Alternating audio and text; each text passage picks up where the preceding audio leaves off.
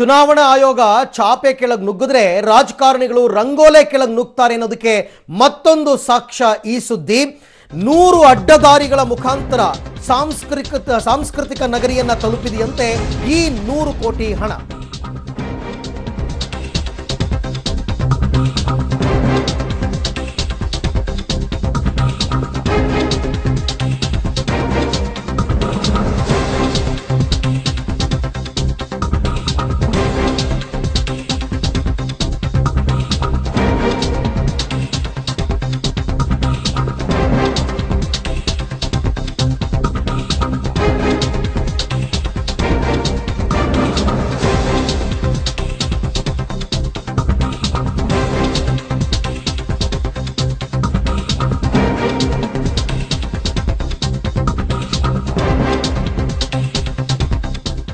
Okay, 100 ಅಡ್ಡದಾರಿಗಳ ಮುಖಾಂತರ ಸಾಂಸ್ಕೃತಿಕ ನಗರಿಯನ್ನು ತಲುಪಿದೆಯಂತೆ ಈ 100 ಕೋಟಿ.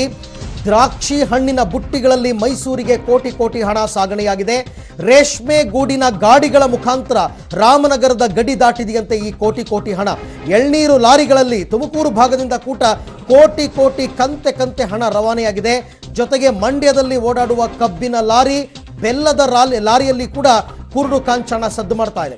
ಆದರೆ ಈ 100 ಕೋಟಿಯನ್ನ ಕಂಡವರಿಲ್ಲ, ನಿಖರವಾದ ಮಾಹಿತಿ ತಿಳಿದವರು ಕೂಡ ಇಲ್ಲ. ಆದರೆ ಮಂಡ್ಯದಲ್ಲಿ 100 ಕೋಟಿ ಗಿರಿಕಿ ಹೊಡಿತಿದೆ ಅನ್ನೋದು ಸುಮಲತಾ ಬೆಂಬಲಿಗರ ವಾದ. ಇತ್ತ ಮಂಡ್ಯ ಜೆಡಿಎಸ್ ಕಾರ್ಯಕರ್ತರಿಂದ 100 ಕೋಟಿಯ ವದಂತಿಗೆ ರೆಕ್ಕೆ ಪುಕ್ಕ ಕೂಡ ಸಿಕ್ಕಿದೆ.